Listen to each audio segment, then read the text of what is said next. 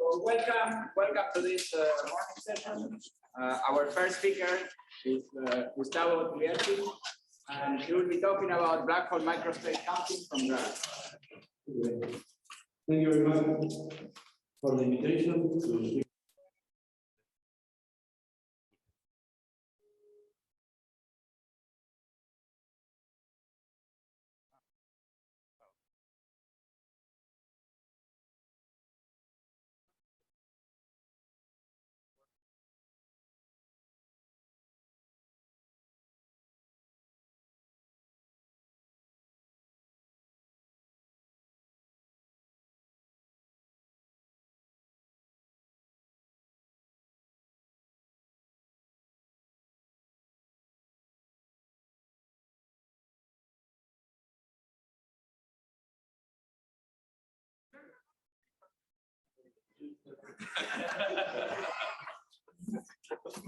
I wasn't doing it before, I don't know why.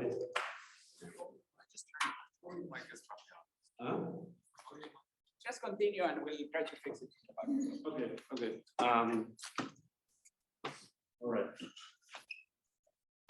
Okay, so the central dogma says that black hole can be described by a quantum system for an outside observer. This is a picture of it.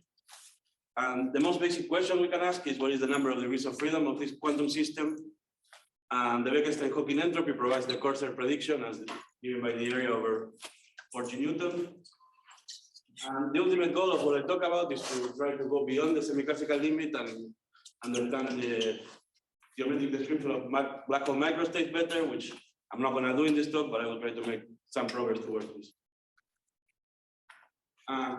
Just to be extremely clear, so the approach we will take is the Gibbons-Hawking one that proposed to use the gravitational path integral to compute the partition function of the system. So this is the trace over the putative Hilbert space of the quantum system.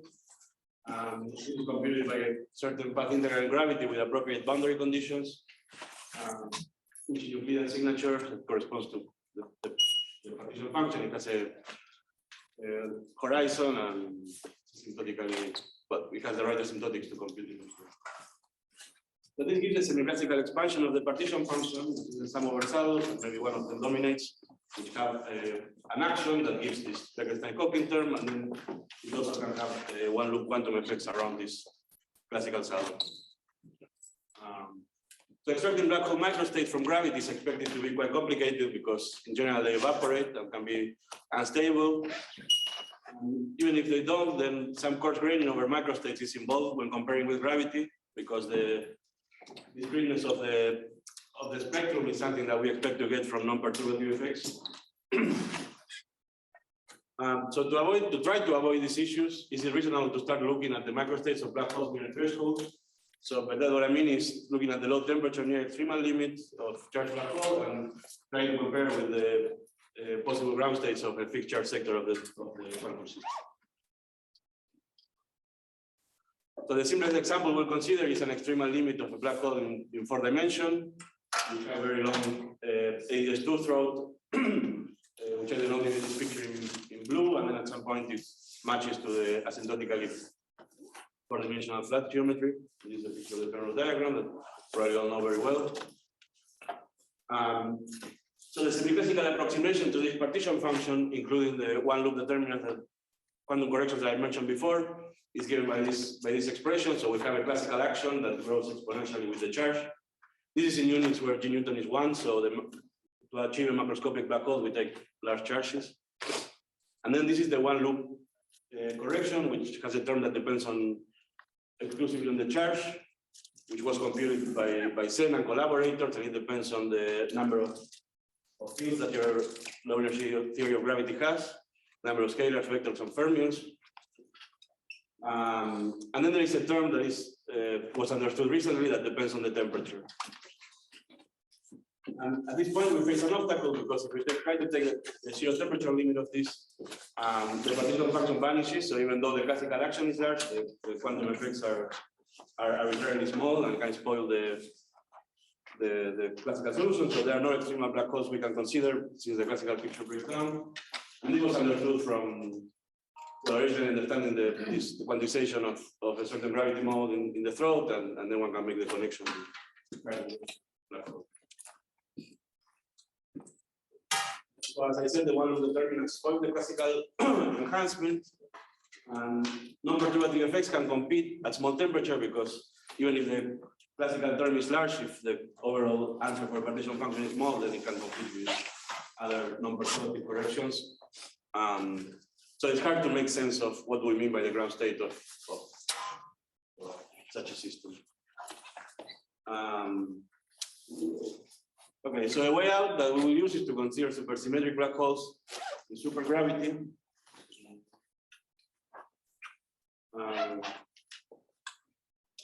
In this case, the one loop contribution is very behaved. And okay, I didn't write it down, but if you take the zero temperature limit, it goes to a constant up to exponentially small corrections that are due to the presence of the gap. And this matter-dependent, theory-dependent power of Q still survives, and it depends on the matter content of.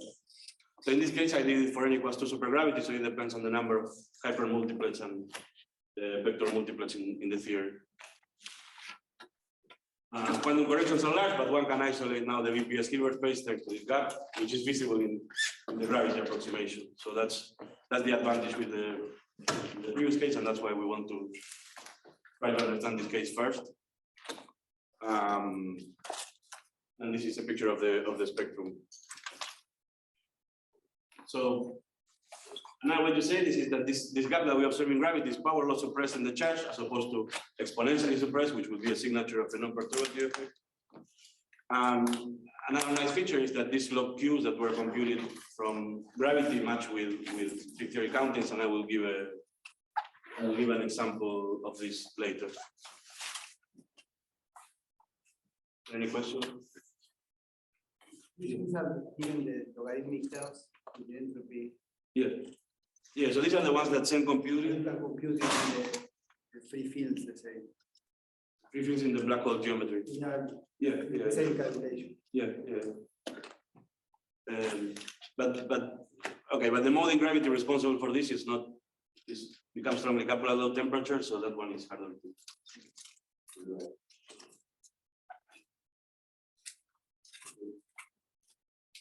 Nothing similar in 3 dimensions. 3 dimensions. Yeah, so you can do this for a near extremal VTC, and then you'll have a similar effect. You get the F terms, constant term in the entropy. In this case, yes. Yeah. In this case, you get a constant, which is the extremal area, but not in the non-supersymmetric case. Because you get this temperature dependence that's false. Is that what you read? Okay. Okay. So string theory provides the advantage of thinking about string theory in this setup is that it provides concrete quantum systems associated to concrete black holes. This quantum system is usually strongly coupled and it's difficult to analyze, but one thing that people have been doing for decades is that to compute the index of the in a regime where the quantum system is weakly coupled and extrapolate to strong coupling and compare with the black hole. But something important is that this means that the index should be compared from quantum mechanics should be compared with the calculation in gravity that computes the index and not the partition function. Not going to go into too much detail, but just wanted to point out that in gravity the index is computed by Euclidean Kerr-Newman geometry with the same charge as the black hole we want to compute, and turning on some Euclidean angular velocity that if this would be the partition function of the quantum system, then this angular velocity implements the -1 to the f to compute the index from gravity. Okay, so at this point, we can try to reproduce the index for, well, the question is, can we try to reproduce the index or the degeneracy for arbitrary charges? So the classical expansion in gravity is an expansion in large charge, but maybe we can try to find answers for arbitrary charges. So one thing we can do is to try to find what is the stringy version of the Gibbons-Hawking calculation that I described in the beginning, and I have nothing to say about it. I don't know how to do it, and it would be great to understand it. But perhaps another way that we will use is to try to find quantities which we could try to argue that one can compute exactly only knowing the low energy supergravity expansion. That's So how many supersymmetry do you start with, and how many supersymmetry do these black hole preserve? Yeah, I will use again more supersymmetric later, but in the case that I described so far, it's n equals 2 supergravity, and the black hole is half BPS. But I will, for the example, I will work out in a bit. I will put n equals 8 supergravity and consider 1/8 BPS. Always reserve 4 supercharge. So they're large. Okay, so comparing the gravitational path integral with supersymmetric boundary conditions is, or the dual of the index, is a natural place to look for such a calculation. And in the remainder of the talk, I will try to go over a concrete example of this approach. Okay, is there any question about the?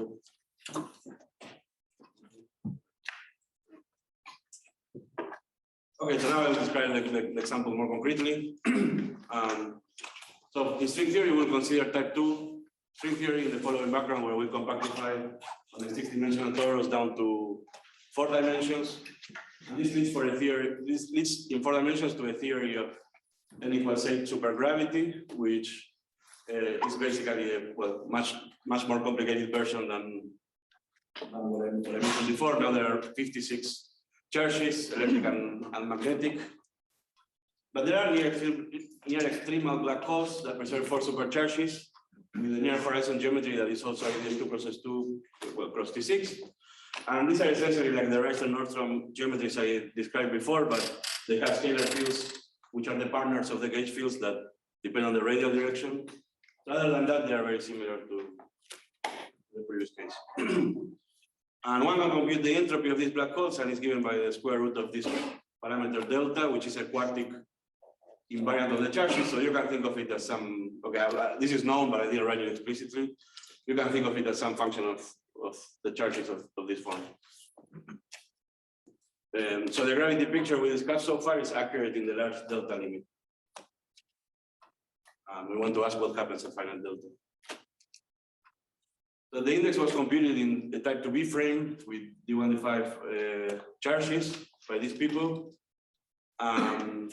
But for the gravity calculation, we will work in the type 2A frame. We will turn on D0, D2, and D4 charges, which is some particular cases of those 56 charges that I mentioned in the previous slide. In this case, the answer for the index is given by this expression. Well, the origin of this formula comes from the calculation is usually done in the grand canonical, is putting chemical potentials for the charges.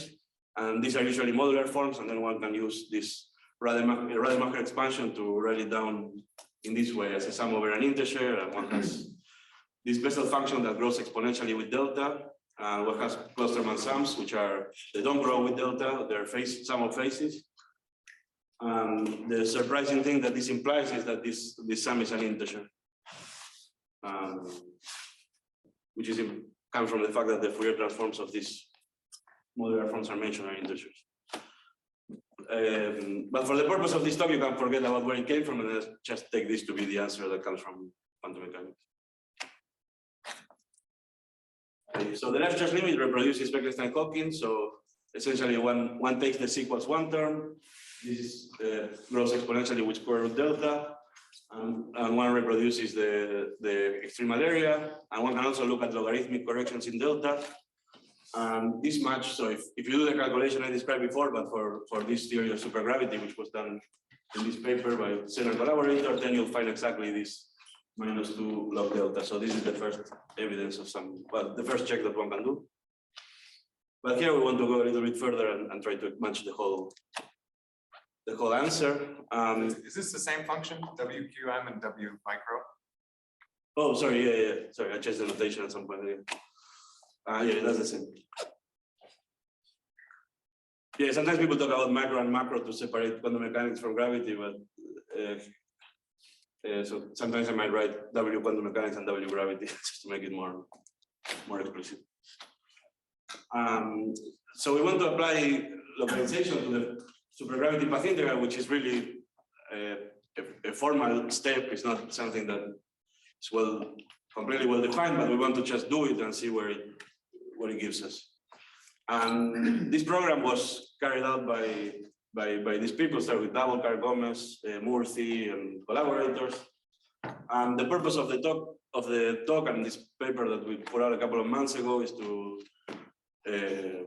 so in the previous papers they worked out some part of the problem, but we wanted to fill some gaps, especially about the evaluation of one-loop determinants, and actually put everything together and find the full answer, which is something that was not in the literature before. Okay, so let me give briefly some more details of n=8 supergravity. So if you write it in n=2 language, it has 15 vector multiplets, 10 hypers, and 6 gravitino multiplets. The prepotential, which is a function that determines a specific type of terms in the action, can be written as exactly in this way. So these x's are the partners of the gauge fields of the vector multiplets. So the index ijk go from 1 to nv, and when I write sigma or lambda, it goes from 0 to nv.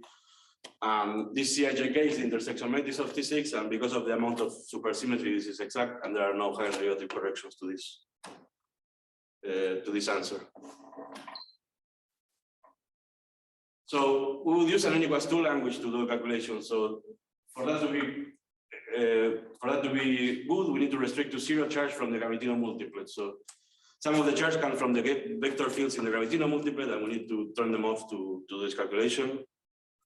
So our charges will be, well, Q0, P0, and Qi and Pi, which corresponds to the gauge fields in the vector multiplet. And moreover, we restrict to P not equals 0, which corresponds to no D6 branes, as I said before, only D0, D2, D4.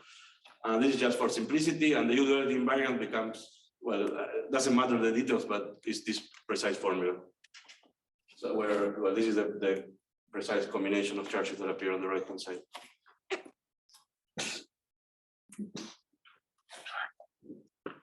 So the idea that was carried out in this paper is, okay, we do the path integral on asymptotically ADS2 cross S2 geometry, so we restrict to the near horizon of the black hole. And then we have asymptotically an immersion PSU112 isometry, which is a supersymmetric version of SL2, which are the conformal isometries of ADS2, and SU2, which are the isometries of the S2. And then there's some supercharges, and we use a particular one to localize, such that the square is L0 minus J0. L0 are translations in Euclidean time, J0 are rotations in the S2 in a specific direction. So we use it's important to use an off-shell formulation of n=2 supergravity, and then one can add a term that is QB and take this deformation to infinity and try to restrict to configurations that are invariant, where the fermions are invariant under this supercharge. And this was worked out in this paper. The answer of that approach to where is the localization manifold that we should integrate over are configurations where the metric is still ADS2 cross S2, but the partners of the vector fields, there's an arbitrary value at the tip, by phi and p. And then they have the off-shell, they do have a radial dependence, but we take them such that they always asymptote near the boundary of ADS2 their attractor values, which this is the choice of boundary conditions that we can do, and this is the value that is determined, is fixed as a function of the charges, and it's independent of what boundary conditions you want to put asymptotically flat space. They will always flow to these parameters. But within the ADS2 throat of shell, this can vary as a function of the radius. Then another parameter that is free to vary off shell, and this approach is the length of ADS. So the length of ADS is the same as the length of S2, but it's a free parameter. If you try to impose the equations of motions, it will be fixed, but in this localization calculation, it's off shell. Okay, it's given in terms of some function of the vectors and of the scalars and their prepotential. So we are going to parameterize the localization manifold by this parameter phi lambda from 0 to nv, and the radius of ADS is given by phi 0. So the localization manifold is labeled by the moduli. This moduli is at the horizon and the ADS2 ray. And one can evaluate the Euclidean action on this configuration that I didn't write down, but they're known explicitly. And the action is is given by this formula in terms of the free potential evaluated at the horizon. This is a calculation that was done in some of the older papers. Okay, but the upshot of this analysis that we will see later is that these geometries reproduce the C equals 1 term in this cluster mass sum, in this Rademacher expansion for the index that I showed before. And then we can ask what are the terms that have larger values of C. And these are given by orbifolds that preserve supersymmetry, or the orbifolds of the previous solution that preserve enough supersymmetry to appear in the localization calculation. And you can think, well, you can describe it this way. So tau is the Euclidean time, and psi is rotation angle in the sphere. So we identify these two parameters. So psi has period 2π, but then tau has period 2π over c. And as you go around the thermal circle, you also rotate the same amount on the sphere. And in principle, these two rotations, 2π over c, angle will be different, but supersymmetry tells you that they should be the same. If you evaluate the action, it has the same action, but down by a factor of c because the volume is reduced. I wanted to point out something that is important, which is that these solutions are singular at the horizon, at the north and the south pole of the sphere, and these are the fixed points of this identification. So in principle, you might think that you should not include these geometries because we are supposed to include only smooth geometries. But something interesting is that they still have finite action. So they are singular geometries with a finite action. So this is very special. And one way to see it is that that was pointed out in this paper, I think from 2004 or some time ago. When C is an integer, one can include non-trivial holonomies for gauge fields, in particular for the one that gives the zero charge, where here D is an integer, co-prime with C. And then if you try to do the calculation at large type 2 coupling, then circle develops, and actually there are no fixed points. So this is some argument that large coupling of why these solutions, even though they seem singular in 10D, they are all right. So, but if we're in string theory, they would be considered kosher anyway, right? I mean, they're supersymmetric orbifolds, so. Yeah, but I don't know how to argue it without this M theory. I don't understand why you need the M theory. I mean, we know the spectrum of orbifolds, of allowed supersymmetric orbifold singularities in string theory. So is there some reason this is, you would doubt this, or?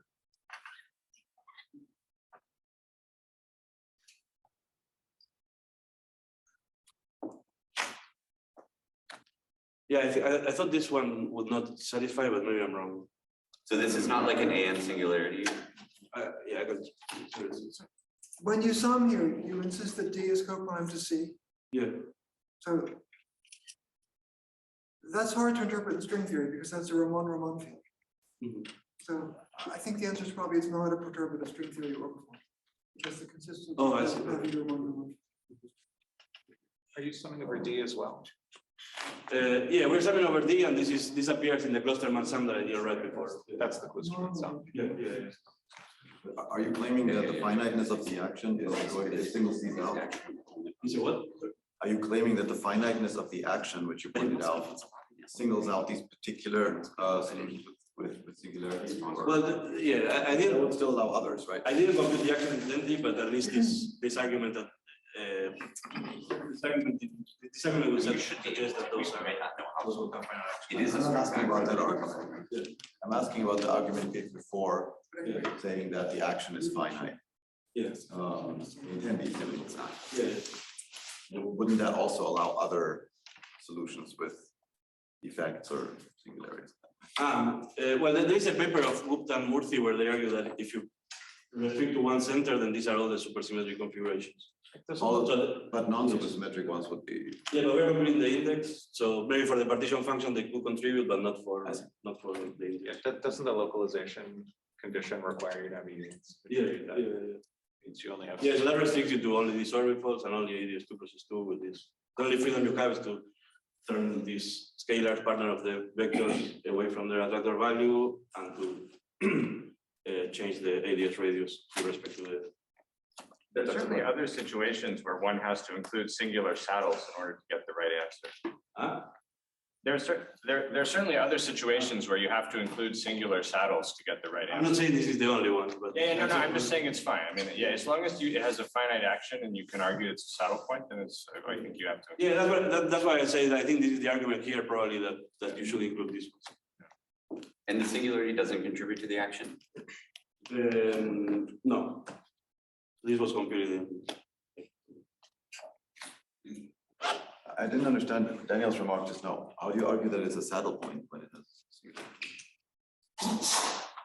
Oh, okay, sorry, these are not saddles. Maybe I used the word saddle, but these are not there. No, you didn't, but Daniel. Okay. Wait, why are these not saddles? Because I'm going to integrate over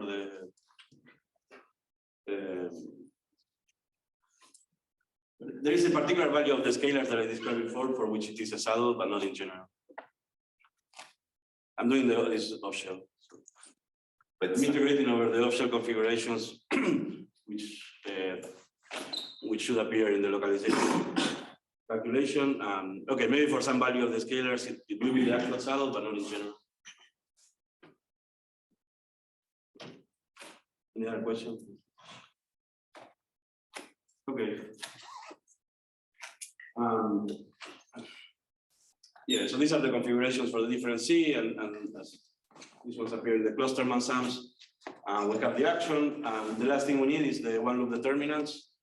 So this is given by fluctuations around the localization manifold. They get contributions from non-zero mode and non-zero modes and zero modes. The zero modes are boundary modes, which are there because of the boundary conditions in ADS2. I'm not gonna, well, I don't have time to go through the details, but the answer we got for any quasi supergravity is the simple power of the ADS radius to the 8. So this is consistent with this 2 log delta that I mentioned before. And then we find a simple factor of 1/c, which comes from treating these zero modes appropriately, which is related to n=4 version of JT gravity. This was important for us because getting the power of C is crucial to reproduce the actual formula. If you don't get it right, then you check it. Average for the index. And so it was important to understand the zero modes better. The simplification of this answer, in particular the fact that the C dependence is just 1/c, only happens generically for n=4 and n=8. But if you have an arbitrary theory with n=2 supersymmetry, then the C dependence will be much more complicated. Well, finally, the one loop determinant is independent of these extra holonomies that appear in the Clusterman sum, so we can sum over them independently. Okay. Now we can put everything together and compute the complete answer. So first we have the Clusterman sum, as I said, that goes away as a prefactor. The phases that appear here, I didn't write it down because it's complicated, but the phases come from evaluating the action more carefully in the presence of these holonomies. And this was done in, the calculation of the action was done in this paper by Gomez and Murthy. And again, it's important that the one loop determinant is independent of the parameters that appear. Then we have a measure that comes from, you can think of it as being due to the curvature of the localization manifold. This is perhaps a step that I don't understand very well. There is this proposal, but well, I would like to understand it better. So this is the generic answer for a generic pre-potential that these people propose. Should come with every time you integrate over these scalars. And then there is a power of C, which comes from the assumption that the starting point for the path integral measure is derived from ultra locality, plus the volume reduction of the orbifolds compared to the unorbifolded ADS2. And what I wrote here is just the precise answer that you get after you take this formula and replace the charges that I turned on for the black hole I want to consider. Particularly, let me emphasize that this function of charges is completely, well, there's someone, I don't want to say random because it's this function, but it's a complicated function of the charges. But the U-duality of the theory should tell me that the final answer should depend only on delta, this quartic invariant that I wrote in the beginning. So it will be important that all these ugly factors should cancel in the end. And this comes from, if I would have chosen a different measure for this localization manifold, I wouldn't have this property. Finally, we have one of the determinant I mentioned. So is when you evaluate it for our parameters, then it's given by this function phi naught. And then this is the action, but written down more explicitly for the particular theory we are considering. 1 over C. The integral over phi I is Gaussian, at least for p not equals 0. This is not true if p not is not 0. And you can see that the only term appears is here, phi I, and here.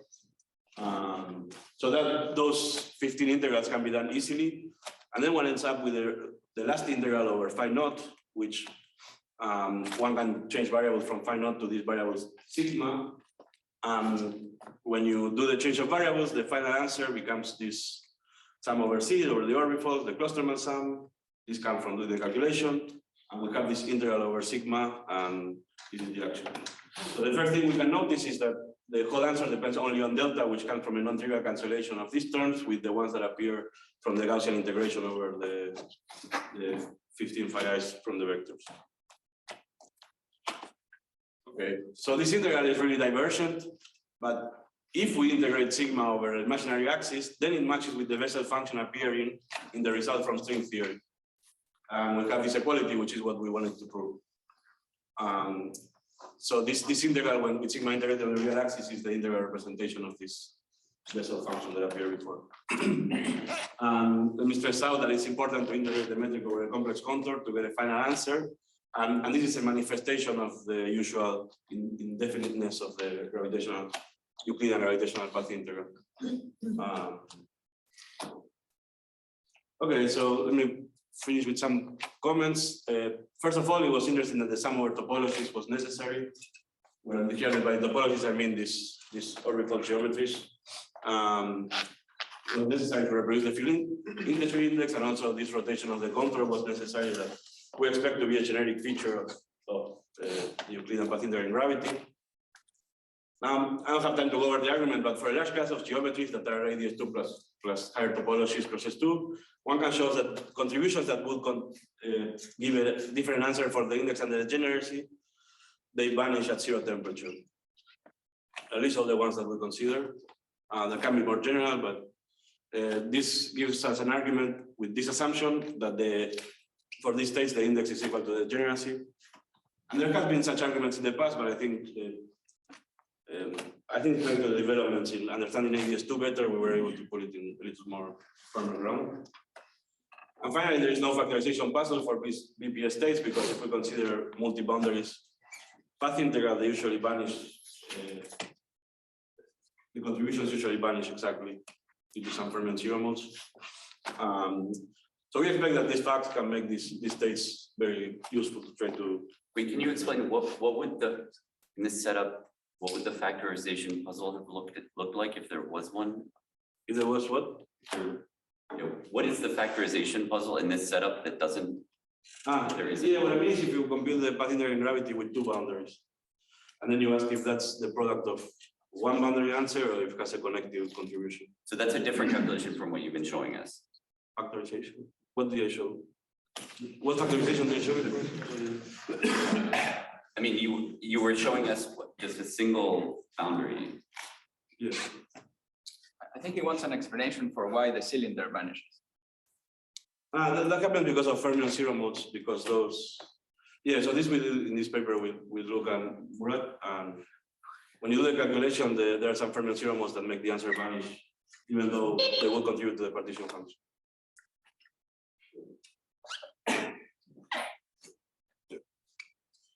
Okay, so let me I just have some comments and then I'm done. So I wanted to comment that it would be, well, one comment we made in the paper also is that in general, we know that with gravity, you can promote the type 3 to a type 2 algebra. But it's interesting that maybe one can understand for these BPS states how to get a type 1 algebra, because Since the path integral is an integer, we can think of the Euclidean path integral as preparing the maximally mixed state for a finite dimensional Hilbert space, which if we wouldn't have gotten an integer, then it would be harder to give this interpretation. But okay, this is just one state one can prepare. But there's still some analog of an information paradox for BPS black holes, which was pointed out in this paper, which is that we can create more general states by acting with matter in the Euclidean preparation. We take infinite Euclidean time between all the insertions so that we project to zero energy, or to the BPS states. But in general, in gravity, we can prepare an infinite number of states, but then we can ask how this should be reduced to a finite number of states given by the finite and integer dimensions of the quantum mechanics Hilbert space. There was a paper this week about a similar problem without supersymmetry. Okay, so future directions, we're trying to extend it to n equals 2, and also do the calculation asymptotically flat space. This will help us include multi-center contributions, which are not important for n equals 8, but are important for n equals 2. It will also be interesting to carry it out in ADS. And finally, it would be interesting to give a useful description of the Hamiltonian of the nearly CFT1 quantum mechanics dual to these black holes. And we give some general argument here that any 2D CFT holographic should have such a sector, but it's hard to extract the Hamiltonian from this argument. And there was a paper last week about how to do this for BPS black holes in ABJM. So this will be maybe another example of quantum mechanics to add to the list that we have SYK or BFSS to simulate, perhaps. And that's all. Thank you for the attention.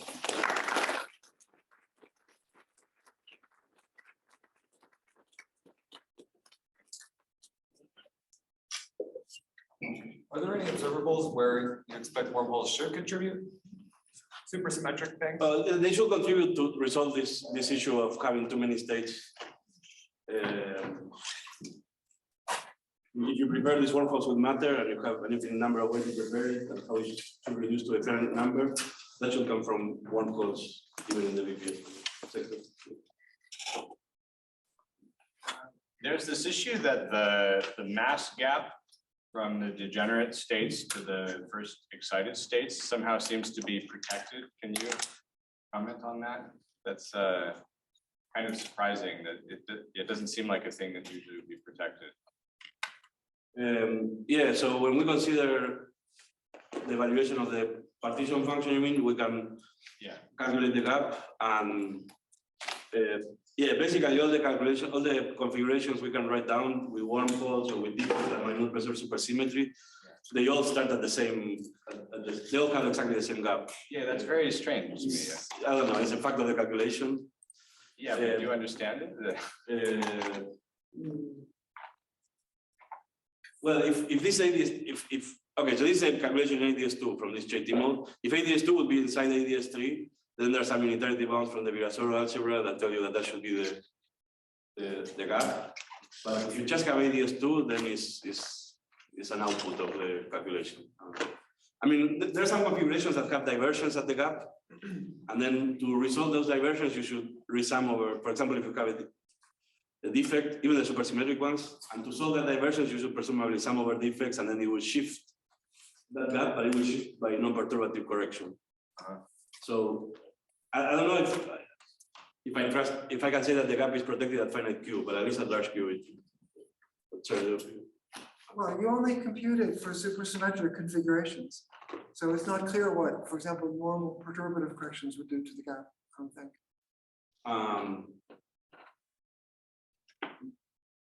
No, I think the gap is also true for non-supersymmetric configuration. Yeah.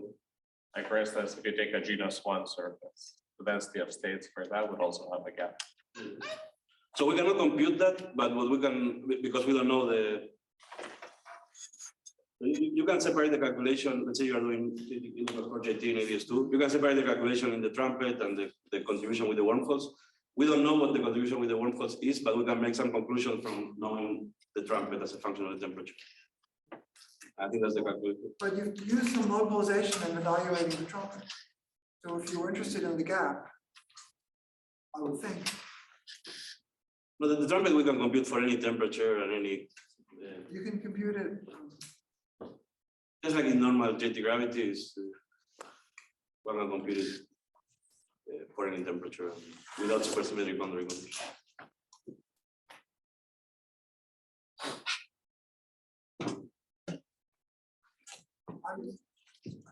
I'm just slightly surprised that loop corrections don't affect the non-supersymmetric states.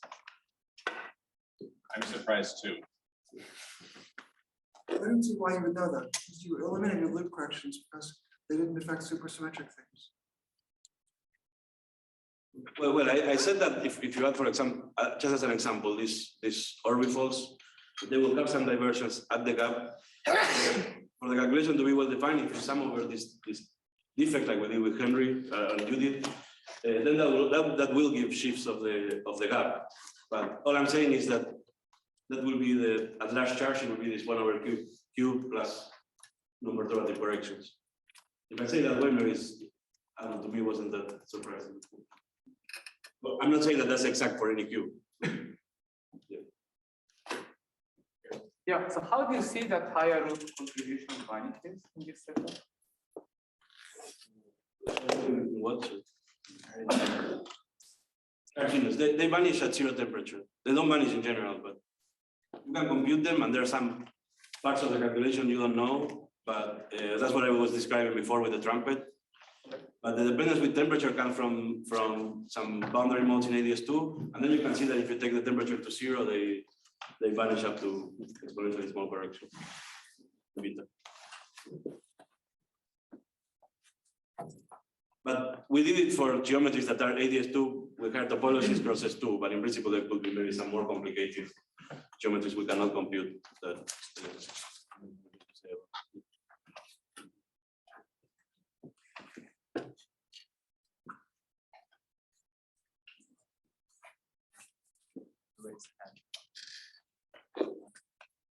Yeah, on Zoom, you feel free to ask the question. Yeah, so you said that the fermionic zero modes takes care of the factorization puzzle in the supersymmetric case. Now, what happens in the non-supersymmetric case? Because there are no fermions there. Yeah, how does the factorization puzzle get addressed? Because you said that the proposals, but I don't know. I don't think that's a setting.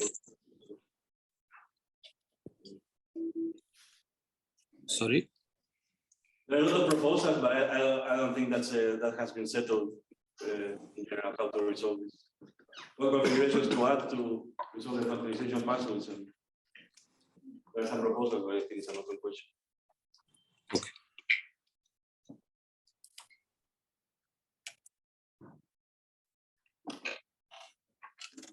I think I would like to take this opportunity to make a comment about the singular configurations.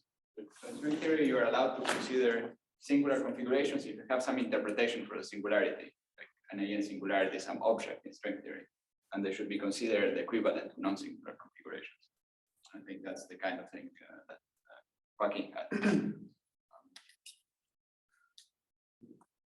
Any other question?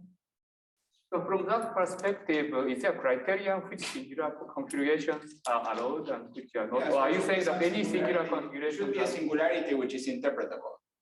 So in the full string theory. Are you referring to the 11-dimensional interpretation? For example, that's an interpretation. But isn't that a completely different regime? I mean, in other words. Well, I think it was this. What we had was an AN singularity. So.